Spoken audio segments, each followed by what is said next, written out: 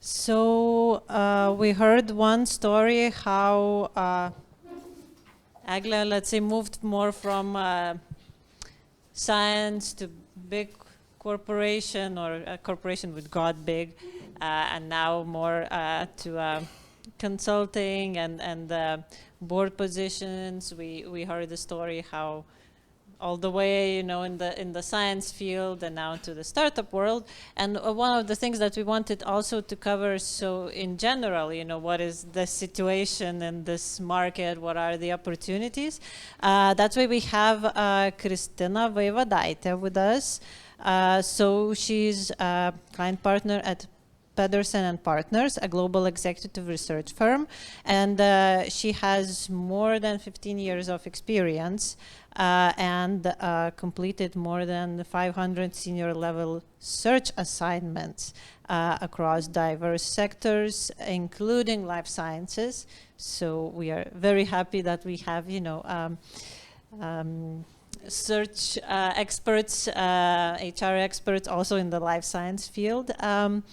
And she really specializes in executive search solutions, particularly within the biotech domain. She is recognized for her expertise in board-level mandates and cross-border assignments. She's also an active member of another good association, LithuaniaBIO, which unites women in leading positions and ensuring gender balance. So, Kristina, the floor is yours. Okay, thank you. Okay. How does it work?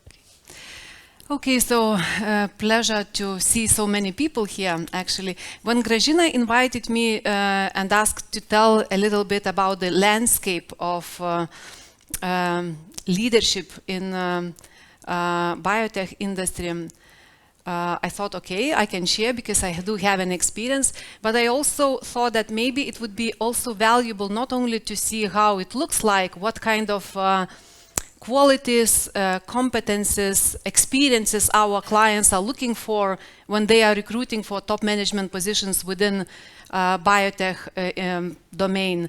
But also I wanted to share you a little bit of my practical strategies for women career. As I was just introduced, I'm also working on this topic of women empowering, and for me personally, it is very important that women would have equal or even better possibilities, let's say, to exceed their careers and basically to reach C-level. So today I'm really gonna share with you a couple of examples. Looking at the audience, I see that there are quite a young people here. My experience obviously comes with the C-level searches, and I'm executive search consultant, which is working mainly with the senior management recruitment. But nevertheless, I believe that those ideas that I'm gonna share today, you can start implementing right away, and your careers would be even faster and brighter. I realize that I'm the only person of the speakers today that do not have PhD. So therefore, I just wanted to, to bring my credibility for the audience and to tell a little bit of what I am and what our company is doing. Might be that you might not know what is executive search about, so I would say that the company where I'm working, this is a large international, or global, I would rather say, organization, which basically looking for and helping our clients to recruit and to find, first of all, to evaluate and to recruit top managers. So positions, what we are doing, these are mainly C-level people, yeah? Again, our company superpower is that we are international, we are global, we work cross borders. So again, my experience, and especially in biotech, comes, I would say, not from Lithuania, but rather from the global, from Europe and global experience. These are the offices we have. As I said, we are operating in globally, so we have everywhere offices in Europe, also in Asia, Middle East and Americas. We have 54 offices globally. And the way we are working is, it's very important to understand the client's kind of world. It's very important to understand what our clients are doing. So we do have our practice group, so we do have life science and healthcare as a practice group, where basically people or consultants that are working on that, they are focused on specific segments of those industries. So as you see within life sciences, we have biotech as a specific domain. This slide, I added in order you would see that we have over 20 years, we have more than 1,000 plus placements within life sciences, and these are a couple of names of our recent placements and also positions we've been working for. So starting from chief executive officers and different kind of other senior level professionals. And we do have a lot of regional and also global assignments as well. So so let me tell you also a couple of things about myself. I am with Pedersen Partners, I'm for quite a number of years already, and my career actually started, and frankly speaking, I had a nice career within my life, I started at Pedersen Partners when they entered the market, and that was more than 15 years ago. And at that time, I started as a generalist who have been in charge of Lithuania as a country. And after, I had the different responsibilities, and responsibilities were growing all the time. But then at a certain point, I took a sabbatical and was traveling for a year around the globe. And when I came back, there was a kind of, in executive search industry, I would say there was a period when companies started to be specialized in certain areas. And then I decided that with my psychological education, I have master's degree in psychology, and with my business experience, I thought that life science is the most interesting for me. So I basically ruled to life sciences. And so currently, basically, I'm one of the core team members of our life science practice group. I'm in charge of Central Eastern Europe and Nordic countries in the life science domain. And I would say a part of being country manager for Lithuania, I would say that majority of my work currently is still related with life sciences, and in particular with biotech companies. So I have done quite a number of assignments on C-level for biotech industry. So that's shortly about myself. So before going into the topic, I just also wanted to, to reflect on those messages that have been told already today. And I found this data from BIO 2020 diversity report, that actually globally, or this is data from United States and Europe and UK, that there are half of population basically in biotech, or half of employees, these are women. But if we talk about leadership positions, if we talk about C-level positions, there are only 20% of ladies actually in these positions. So you see, half of people in general, and on the top level positions, we have only 20% of these. Let's see, and I wanted to share also, since I'm working and I'm getting a lot of insights from the clients, I wanted to share with you how I see biotech as an executive search consultant. I'm not a scientist, but and again, since I was a generalist, I can compare basically with other industries. So for me, biotech is a disruptive industry. And when I say disruptive, because you have very traditional industries like I don't know, even pharma for me is a traditional industry. So whenever we are talking about disruptive industry, I would say that, this is an industry where there is a kind of blend of science, technology, and business. So basically, you cannot find people for C-level, you cannot find only in science, you cannot find only in technology, and you cannot find only in business. So you have to have everything in this combination in order these people would be able to run basically biotech companies. here discussing with my life science practice group, we've been kind of trying to figure out and see basically what clients are looking for whenever we are recruiting, what competences, what things are specific about biotech. And if we are recruiting C-level positions, either this is CEO or COO or Chief R&D officer, I would say that these things are always kind of requested from us as executive search consultants, and these competences are needed. Let us start with scientific education and deep understanding of science. If I compare with other industries, I would say that in majority of industries, our clients are saying it doesn't matter what kind of education person is having. I mean, we are just looking at the personality, or we are looking at the general competences. But in biotech, I'm just thinking about all my placements that I made. I would say that majority of them, they had PhD. So this, the scientific education is extremely important. And we've seen here all the presenters were having PhD. So the scientific education, the scientific part is extremely important, even for the leading positions. I would say, moreover, innovation-driven mindset. Again, in pharma, if I'm comparing, because I do have a lot of experience also in pharma, if I compare those people that are coming in pharma and then in biotech, again, for me, these are innovative people that are looking for some out-of-the-box solutions. And these are the competences and these are the skills that are very important, basically, for the career building in biotech sector. Another important aspect that I also would like to highlight, this is international, regional or global experience. So if in some cases we can be based in Lithuania, work in Lithuanian companies or in any other companies.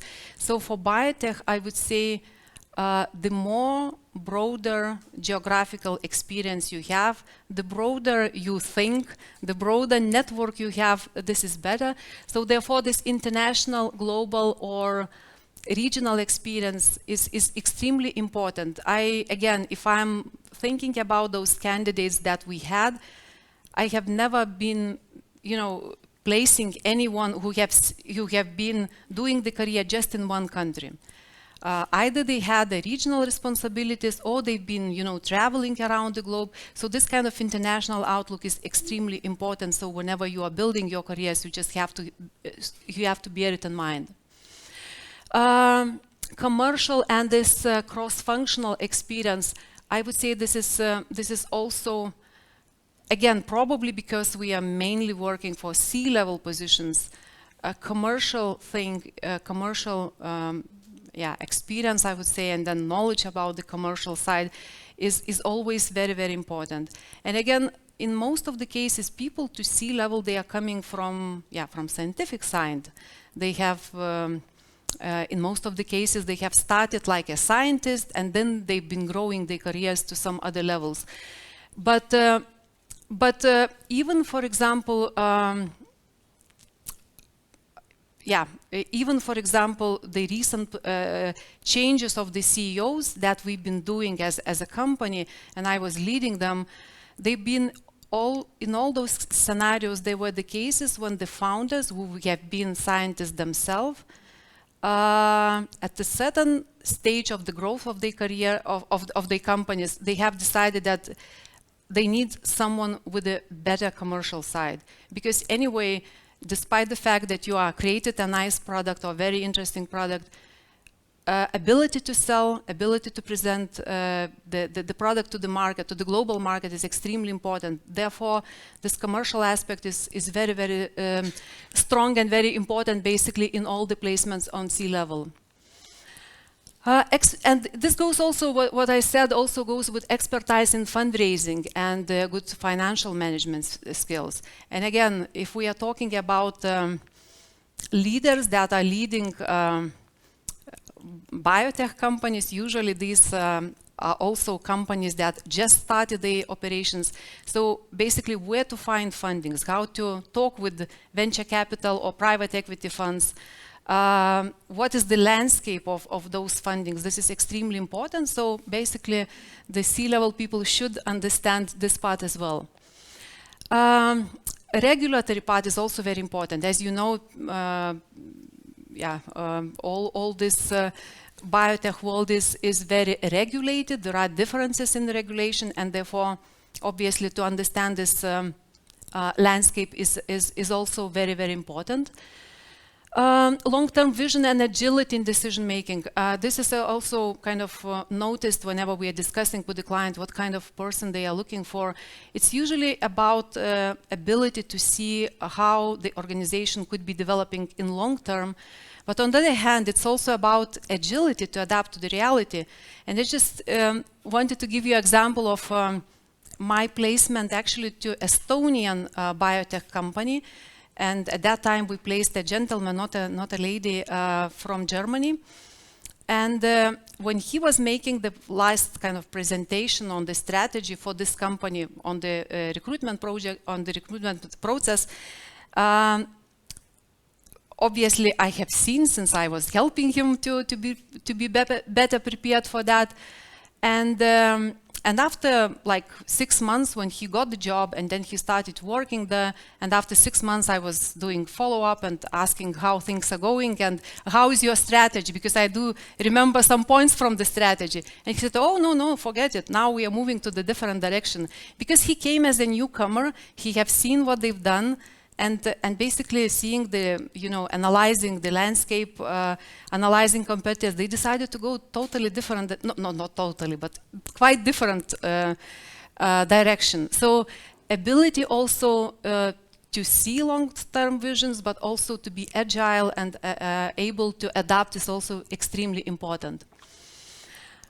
Leadership, and again, if I'm comparing with other leaders, because it seems like it's the same everywhere, but for me, in biotech, people leadership is about, again, ability to understand all the angles, to be able to talk with people from the laboratory, from R&D, being able to talk with regulatory people, and basically to unite them in order they would work as a one team, and to understand all the parties, all the burdens that all functions have, and basically to inspire them and to go forward in developing something.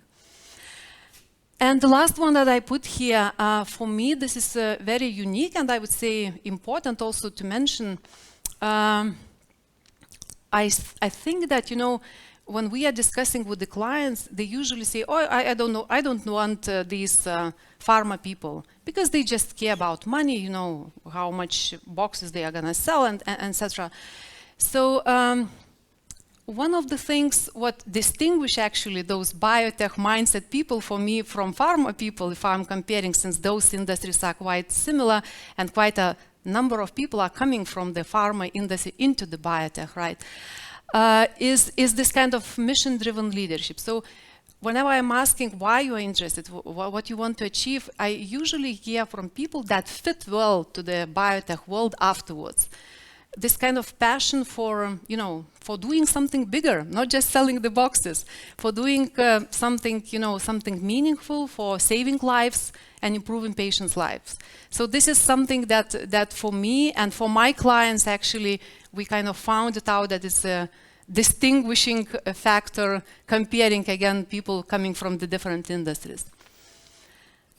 Okay, let me ask you this question, because I wrote it, that I could be able to ask the audience. Do you see, because if we look at these competencies or these requirements the client has, it doesn't look like this is specifically for man or woman. It seems like they are kind of universal, right? So would you say that there are prejudices against women, that there are some already predispositions that women cannot reach something, or what's your experience? Have you ever experienced that, actually?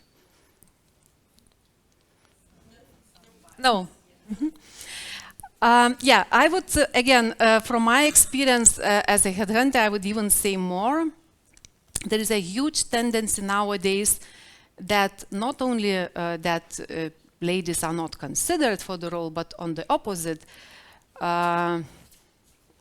8 out of 10 assignments that we have recently doing, we're specifically asking to have women on the shortlist. Proportion, at least in ideal scenario, half of the women, but at least 30-40% shortlist, they want to have people from, on the shortlist, they want to have ladies.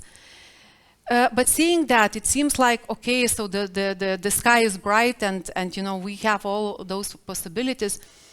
If I, again, based on my real experience, I would say that that is not so bright, because although many companies have adopted sort of policy of equality, and they are like not discriminating openly, and they are just saying that everyone is, you know, a position is for everyone, still I do see these, I would say, unconscious discrimination moments where, for example, I can tell you just a couple of examples where, like, there were 2 candidates on the very, very final stage. One was women and another was man.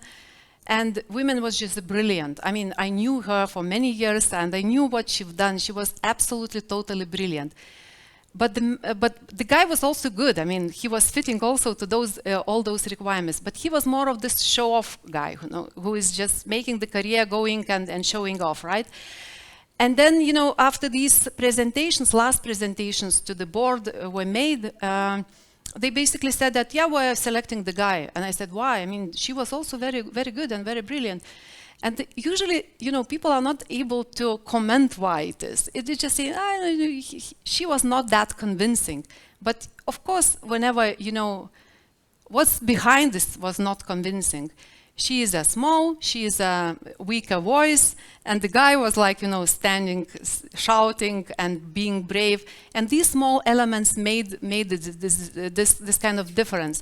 So afterwards, I was discussing with the HR actually of that company, because no one told me that it's because she's lady, her presence is not that impressive as the guys. Yeah? And I was discussing with this HR, and then basically she said that, yeah, well, yeah, you know, she's a woman, and now, yeah, you see. And she openly said that this was because she was not so impressive on the presentation. And it was really very, very painful. So I think that despite those many companies have adopted already equality programs, still there is a room for improvement, and especially on the attitudes and those, I would say, yeah, deeper rooted ideas how the CEO should look like. Yeah. So I'm currently doing a very high-level assignment. This is for European biotech company, and they have a very, very, very good product, and they have very good, basically, pipeline of the products. And the project that we are currently doing, this is with the focus on Europe. We are interviewing and we are considering European candidates. And we identified 140 people for that assignment. And I have interviewed 40 of them who appear to be suitable according to all those criteria. And there were, guess what, how many ladies? 80. No, it was only 6. Unfortunately, it was only 6. And then, you know, my question is, where are you ladies? so why it's only six people whom we succeeded to identify out of, again, the pool of potential candidates?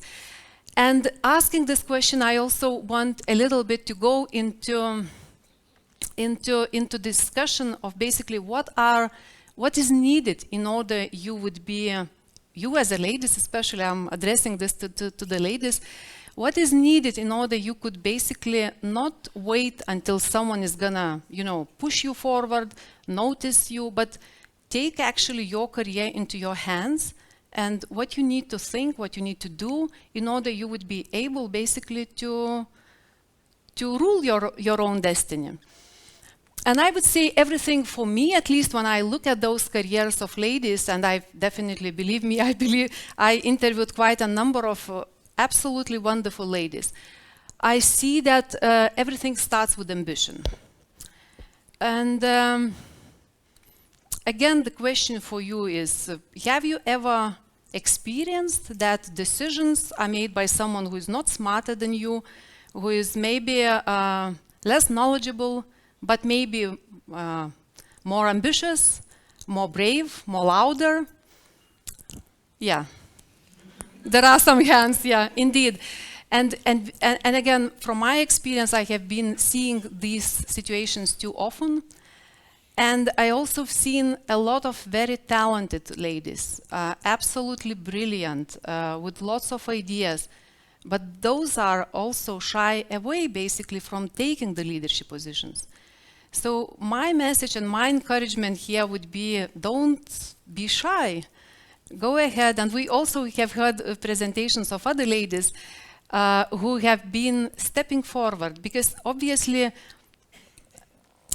the growth is happening outside of our comfort zone. So in many cases, we have to step away, not to be hiding after someone who is maybe louder or more ambitious. So I really would like to encourage every one of you to be kind of brave in taking this next step and dreaming big, not just to be a laboratory person and to do the science, but maybe, okay, I am doing it well, so why I cannot go forward and do something bigger and more impactful for the world. So everything starts with ambition. Then the other thing, which is very much related, is this career planning. And whenever I was listening to today's presentations, and it seems like in many cases, and during the interviews also, I am hearing a lot of those stories. So for me, I would say I do hear quite a lot of stories where basically careers were going kind of very smoothly, seamlessly, yeah? So yeah, this and that, you know, the opportunities came. And that's true in reality. There are people who are quite lucky, I would say, and their careers are flowing very, very nicely. But also, I have seen the careers of ladies who have been reaching a lot because they've been kind of having their own way, or they've been fighting basically for what they want. So my message here would be that you have to know where you're going, not like planning it in the way that, yes, I'm going to be CEO one day, but know your direction. And this readiness and preparedness means that whenever the opportunity comes, you have to have those skills that I was just mentioning on the previous slide, and you have to be prepared basically to step into the next step in your career that is leading forward. And the last kind of bubble of that is also to shine when the moment comes, like shine like a diamond, right? Because even if we are going to the certain direction, when the opportunity comes, it's very important that you are prepared, that you know what you want, and this is very important moment where you have to basically to show what you are worth of. Yes, this is the topic that I wanted to go a little bit deeper with you. How basically, or can you basically design your career? And I would say that for me, when I was asking quite a number of people in biotech, I was asking if you would be able to basically to go back in your mind, yeah, and change something in your career. Would you, or be more more conscious about your career? Would your career be different? And I was actually surprised that majority of people have said, yes, I lost this opportunity because I haven't done that. I lost that opportunity because of that. So in my view, lots of people, looking back, they've been able to do a bit more, or in some cases their careers would move to different directions if they would be consciously thinking or preparing themselves for that. So therefore I want really to encourage you to think about your career in the proactive way. So whenever I say that, I would say that know your gaps and take steps to fill them. Again, knowing the direction would help you to see holistically where you want to do. And as probably you, Egle, mentioned today, you have to follow your passion. So if you like, I don't know, IP things, then you are going to that direction. You shouldn't go to the commercial if you don't like that, but know your direction and know where you want to go. And then take the steps.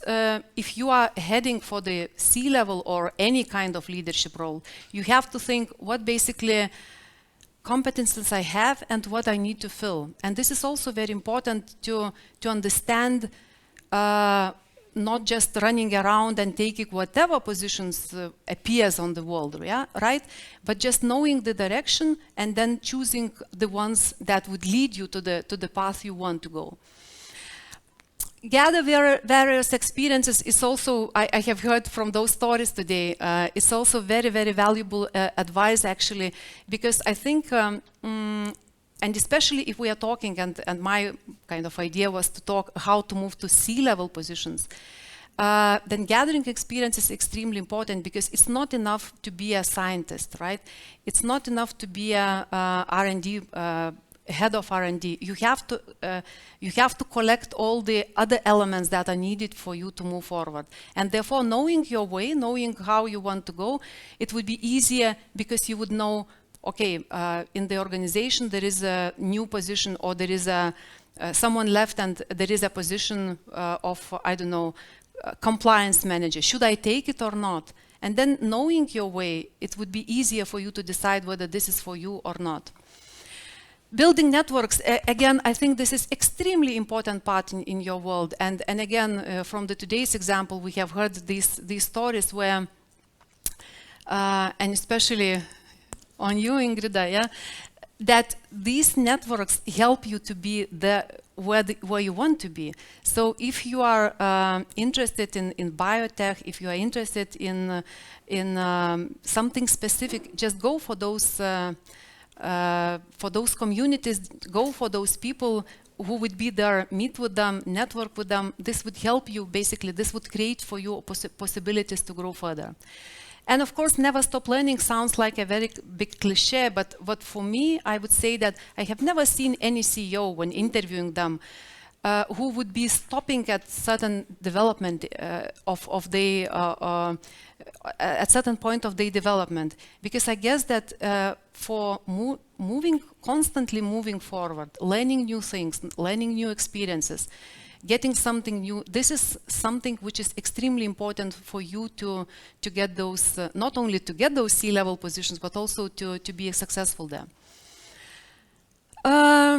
So whenever you have your way, and whenever you are prepared for the going forward, I would say that the very important principle is this proactivity, or being proactive.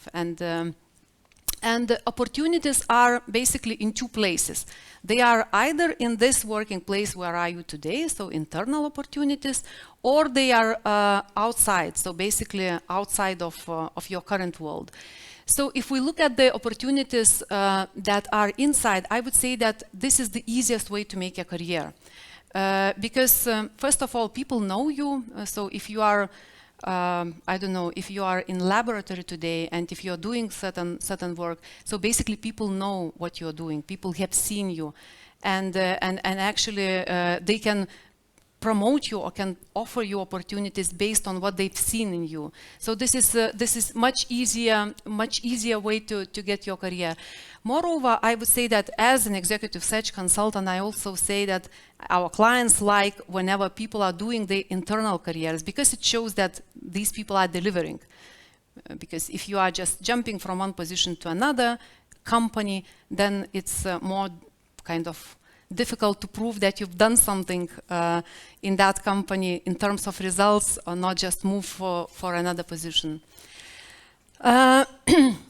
So again, how to basically get those positions internally? I would say that raise your hand whenever the opportunities appears.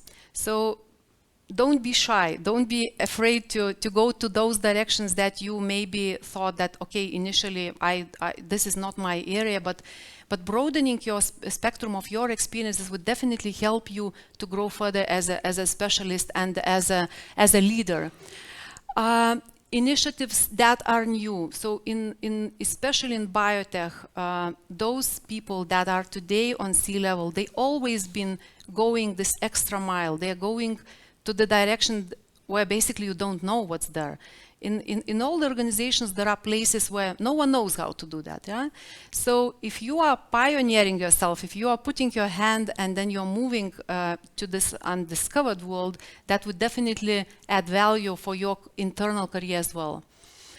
I've seen people who have been doing quite a lot, but again, being shy, being lagging self-confidence, they were not telling this to anyone. And for example, one of my last assignments that we've been doing, that was for a relatively large biotech company.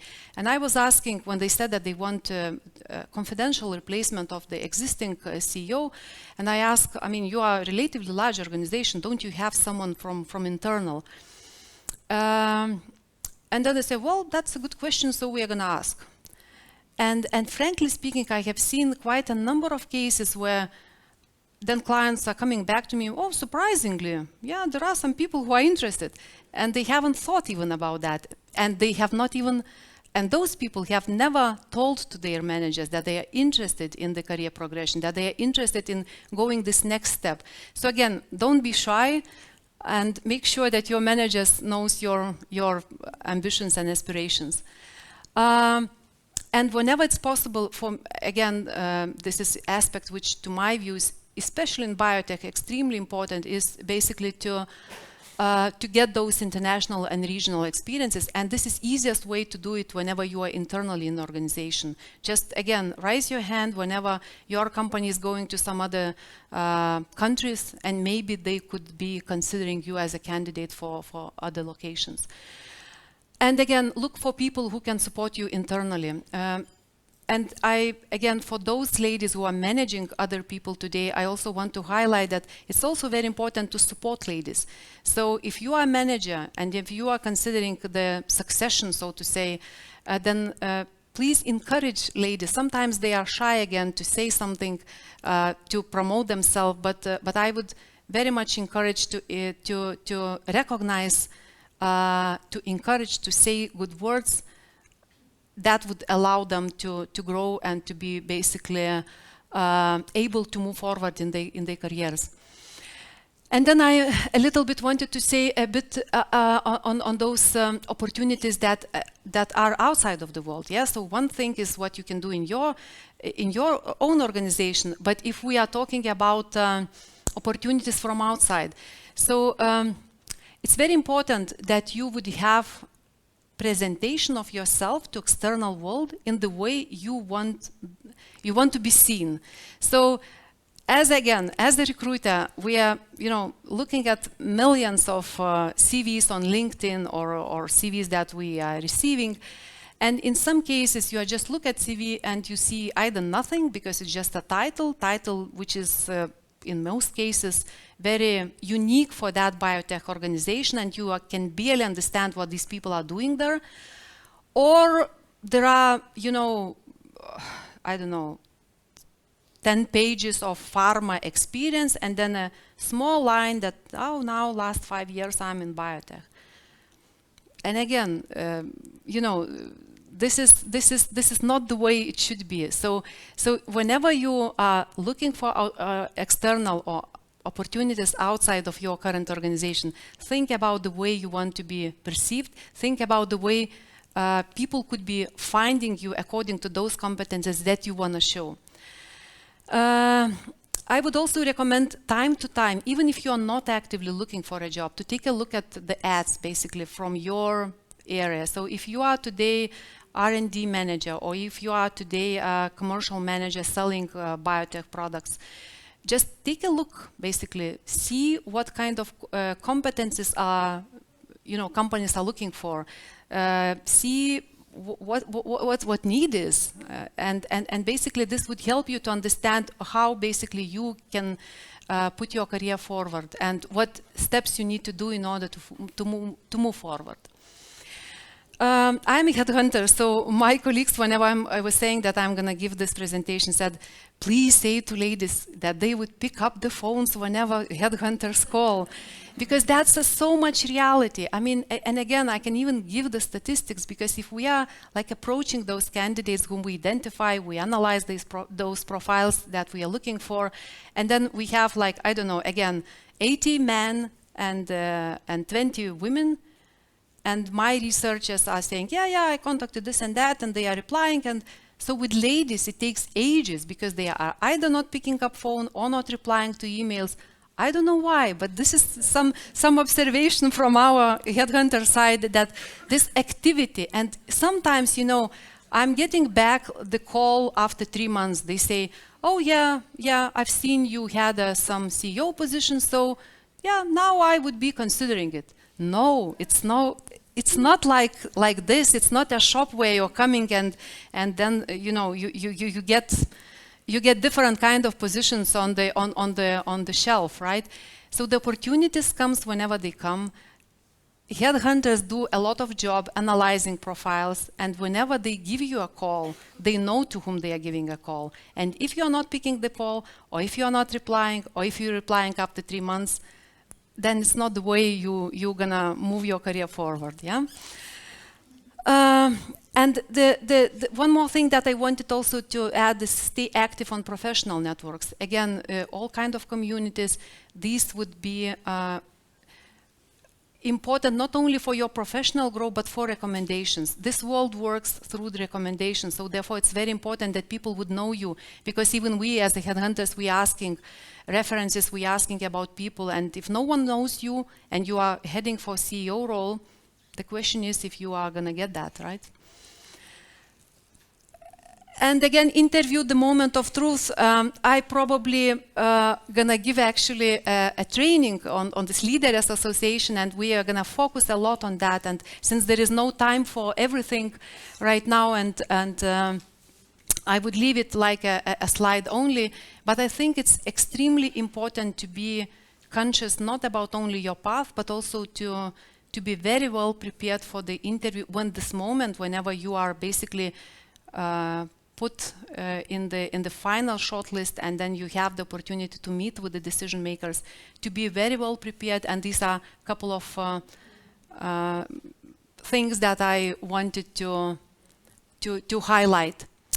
So yeah, thank you so much. It was a pleasure to have the audience, and I look forward to seeing you in person on my next CEO assignment as a candidate.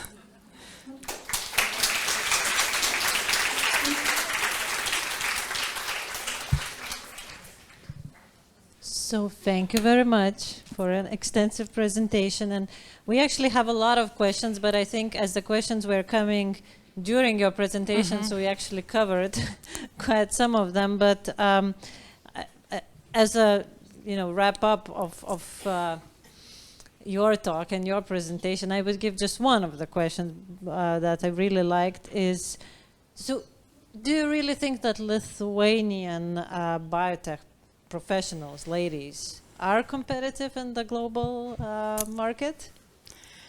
Or they could be, if they follow your advice? Yes, I would rather say could be, rather than are competent at the moment. And this is again, probably, again, if we're talking about this global arena, and why it could be rather than right now, I would say that still we have relatively small spectrum of biotech companies, and people are getting experiences relatively limited, I would say, and especially on this commercial side and the kind of global go-to-market side, right? From scientific point of view, I think that like R&D or any on the science side or on technology even side, I would say that that ladies from Lithuania have a good potential and they are wanted. And actually, my clients are asking to include Lithuanian candidates from university, from especially molecular biology education is very well valued. And actually, the world already knows about our achievements within biotech, Professor Bumelis opened the BioCity yesterday. So world knows about our achievements, but really, but truly to go for C-level, it requires a little bit more of the maturation. And these companies are kind of bigger, and therefore I would say it's more for the potential rather than for today's. Yeah. So I totally agree with you that, I mean, we have a pretty small sector here, and we live in our bubble, and when we go to the real world, it sometimes, you know, hurts a lot. Well, that's what distinguishes us, you know, are you a true leader, and are you capable to be, you know, of a global level specialist or executive, or you are not if you can't survive, so then you are not. So that's something that we should have in mind, that we should also look outside the bubble and, you know, have more international experience and so on, because that grows you as a person and as a specialist. Indeed, because here, you know, whenever we are having these discussions, these cozy discussions, and it seems like, yeah, we are doing a lot of things, but for sure, if you go out, if you see, let's say, those other candidates who have had huge experiences, let's say in the huge pharma companies, they collected, for example, experiences from large multinationals, they have a huge networks, and then for them it's obviously much easier to go into especially on the commercialization side, to go and to meet with people. They understand how this world is working. So in a way, yes, there is room for improvement for us as well. So that's something that we should be covering, you know, in other Women in Biotech events. So thank you very much.